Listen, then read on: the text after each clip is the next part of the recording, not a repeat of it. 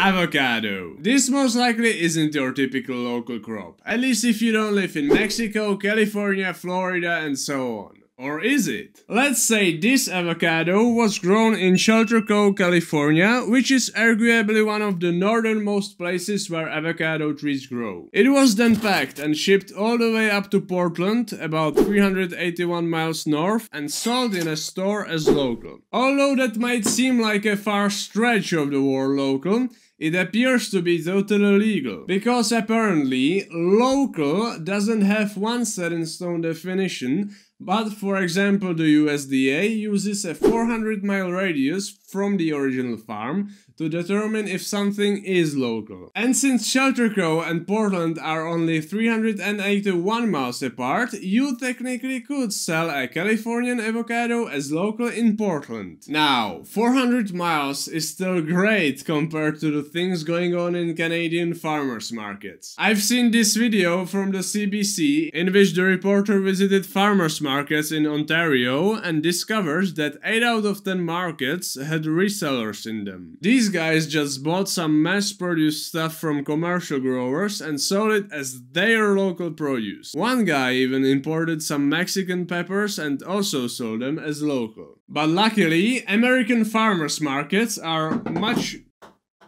better regulated.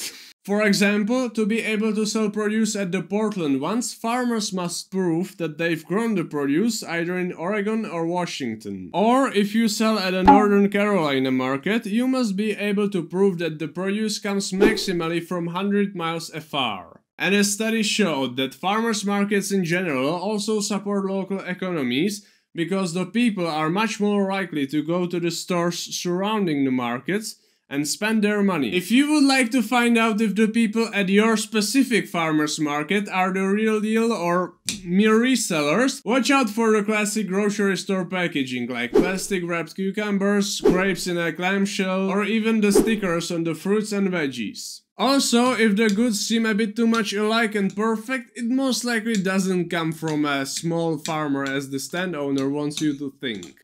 Overall, it helps to get to know your farmer by asking him or her a question or two on the market. Even though they might be busy serving customers, a passionate farmer will always find a bit of time to chat about their treasure. And beware the vendor who doesn't answer your questions, because that's fishy. So, what if you find out that your farmer's market vendors are really resellers? That means they are just ripping you off on conventional produce that traveled hundreds, if not thousands of miles, was picked unripe, has mediocre nutrient values, is probably available in every other big box store around you, and was somehow way cheaper to produce than the fresh veggies from your local farmer that lives literally 20 miles away. And if that's the case, I would recommend community-supported agriculture. CSA practically does both of the main things that farmers markets do. Providing farmers with an income so they can continue farming next year, and providing the customer with fresh veggies and fruits